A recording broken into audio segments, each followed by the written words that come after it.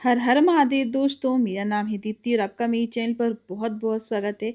आज मैं आपके साथ शेयर कर रही हूँ हरतालिका तीज व्रत की कथा। संपूर्ण कथा आज मैं आपके साथ शेयर करने वाली हूँ, तो पूरी कथा ज़रूर सुनेगा। बिना कथा सुने इस व्रत का जो फल है वो आपको नहीं मिलेगा, क्योंकि पूरी पूजा विधि मैं पहले ही शेयर कर चुकी हूँ।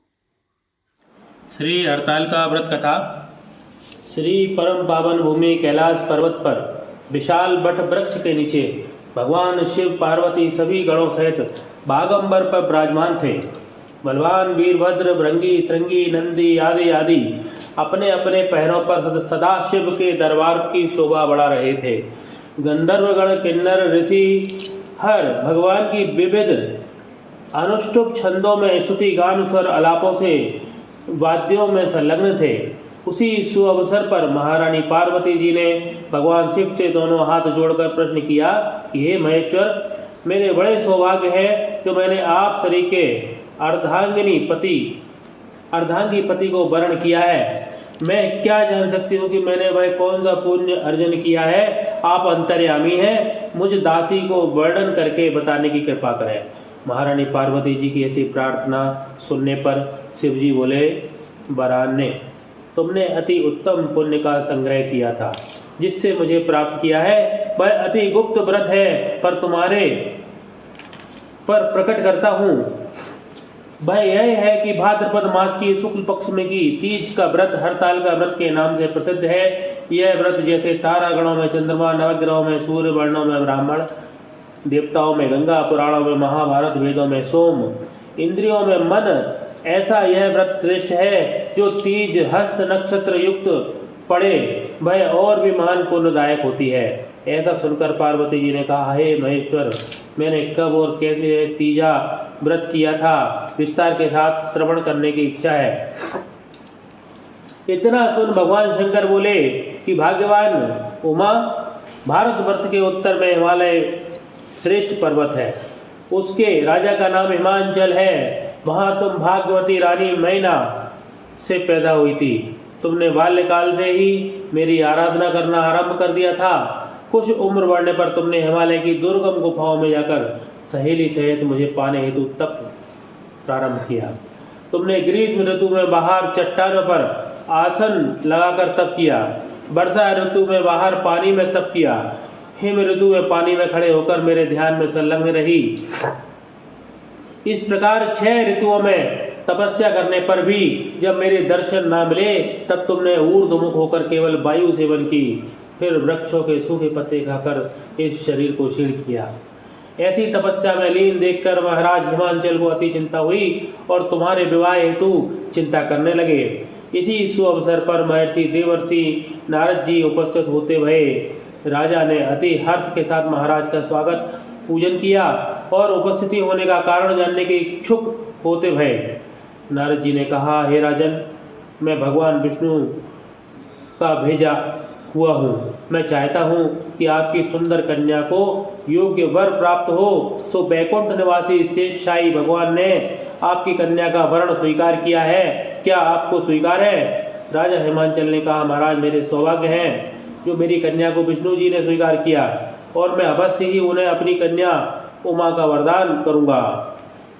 यह सुनिश्चित हो जाने पर नारद जी वैकुंठ पहुंचकर श्री विष्णु भगवान से पार्वती जी के विवाह का पूर्ण होना सुनाया। इधर महाराज हिमांचल ने वन में पहुंचकर पार्वती जी को भगवान विष्णु के विवाह होने से निश्चय हो चुका है ऐसा सुनाया। ऐसा सुनते ही पार्वती जी को महान दुख हुआ।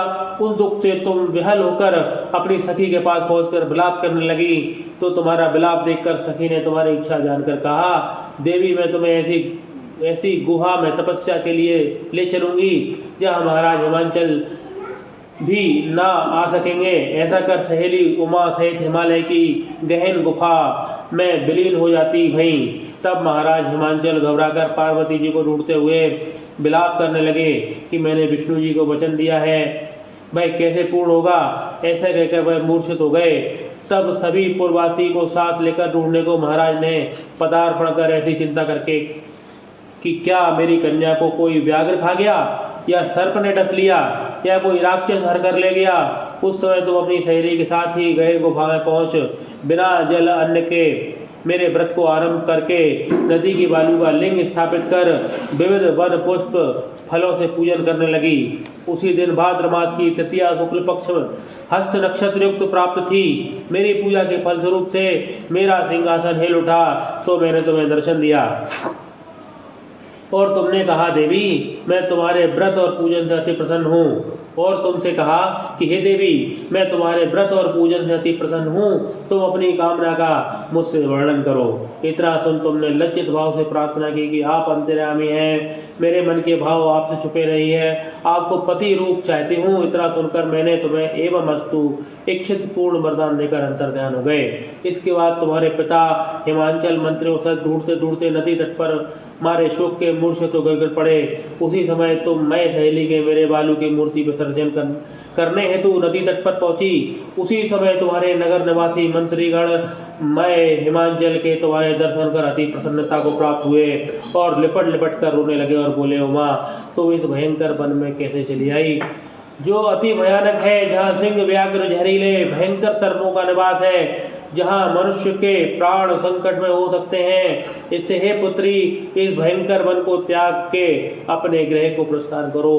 पिता के ऐसा कहने पर तुमने कहा, पिताजी मेरा विवाह तुमने भगवान विष्णु के साथ स्वीकार कर लिया, इससे मैं इसी वन में रहकर अपने प्राण विसर्जन करूंगी। ऐसा सुनकर महाराज हिमांचल अति दुखी हुए और बोले, प्यारी पुत्री तुम शोक मत करो, मैं तुम्हारा विवाह कदापि भगवान विष्णु के साथ न करूंगा और तुम्हारा अभीष्ट वर जो तुम्हें प्राप्त है उन्हीं सदाशिव के साथ करूंगा। तुम पुत्री मेरे पर अति प्रसन्न हो। तब मैं सहेली के साथ नगर में उपस्थित होकर अपनी माता सहेलियों से मिलती भई। कुछ समय बाद शुभ मुहूर्त में तुम्हारा विवाह वेद विधि के साथ महाराज हिमांचल व महारानी मैना ने मेरे साथ कर पुण्य अर्जन किया। हे सौभाग्यशाली, जो सहेली ने तुमको हरण कर हिमालय की गुफा में रखकर मेरा तीज व्रत किया, इसी से इस व्रत का नाम हरतालिका पड़ा और यह व्रत सब व्रतों का व्रतराज हुआ। इस प्रकार माता पार्वती ने कहा, प्रभु आपने मेरे मिलने की सुखद कथा सुनाकर मुझे प्रसन्न तो किया, पर इस व्रत के करने का विधान व फल मुझे नहीं सुनाया, इसलिए कृपा करके मुझे इसके करने की विधि व पृथक पृथक फल भी सुनाइए। इतना सुन के भगवान शिव ने कहा, प्रिय मैं इस व्रतराज का संविधान फल सुना रहा हूँ। यह व्रत सौभाग्यवती नारी व पति चाहने वाली कन्या को करना चाहिए। यह व्रत भाद्रपद के शुक्ल पक्ष की तृतीया के शाम को आरंभ कर तीज का व्रत धारण करें। यह व्रत निराहार बिना फल आहार और निर्जला होकर करना चाहिए। भगवान शिव पार्वती की प्रतिमा सुवर्ण की स्थापित करके केले पुष्प आदि के खंभे स्थापित करके रेशमी वस्त्र के साथ चंदोबा तानकर बंधन मरवार लगाकर शिव का बालू का लिंग स्थापित करके पूजन वैदिक मंत्र स्तुति गान वाद्य भेरी शंख मृदंग झांझर आदि से रात्रि जागरण करना चाहिए और भगवान शिव की पूजा करने के बाद फल फूल पकवान लड्डू मेवा मिष्ठान तरह तरह के भोग की सामग्री समर्पण कर फिर ब्राह्मण को द्रव्य अन्न वस्त्र पात्र आदि का दान श्रद्धा युक्त देना चाहिए। भगवान शिव को प्रति वस्तु को सिद्ध पंचाक्षरी मंत्र से ओम नमः शिवाय कहकर समर्पित करना चाहिए। प्रार्थना समय अपनी कामना इच्छा को भगवान के सामने प्रसिद्ध करें। फिर पार्वती जी से नीचे लिखी प्रार्थना करें, जय जग माता मेरी भाग्य विधाता, तुम हो पार्वती शिव प्यारी, तुम दाता आनंद पुरारी, सती संतों में रेख तुम्हारी जय हो आनंद दाता। इच्छित वर मैं तुमसे पाऊं, भूल चूक को दुख न उठाऊं, भाव भक्ति को तुमसे पाऊं, कर दो पूरन दाता, जय जग माता। प्रार्थना बाद पुष्पों के दोनों हाथों में लेकर पुष्पांजलि समर्पण करें। फिर चतुर्थी को शिवलिंग किसी नदी व तालाब में विसर्जन करें। फिर 3 ब्राह्मण को भोजन करा के दक्षिणा देवें। इस प्रकार यह व्रत पूर्ण करने से नारी सौभाग्यवती होती है और धन व पुत्र पौत्रों से सुखी जीवन व्यतीत करती है। कन्याओं को व्रत करने से कुलीन विद्वान धनवान वर को प्राप्त होने का सौभाग्य होता है।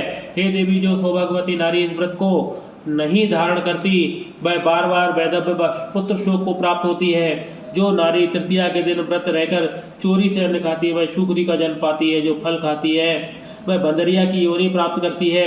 जो जल पीती है वह जोग का जन्म लेती है। जो दूध पीती है वह सर्पणी का जन्म ग्रहण करती है। जो नारी मांस खाती है वह बाघनी होती है। जो दही खाती है वह बिल्ली का जन्म पाती है। जो मिठाई खाती है वह चींटी के जन्म को धारण करती है। जो सब चीजें खाती है वह मक्खी का जन्म लेती है। जो उस दिन सोती है वह अजगरी योनि को प्राप्त करती है। हे उमा, जो इस व्रत को श्रद्धा विधि धारण करती है वह मुझसा पति प्राप्त करती है। वह दूसरे जन्म में तुम्हारे समान स्वरूपवान होकर के इस संसार में उत्तम उत्तम सुख भोग प्राप्त करती है। इस व्रत के करने के बाद नारियां शिव लोकवासी होती है। बोलो शंकर भगवान की जय।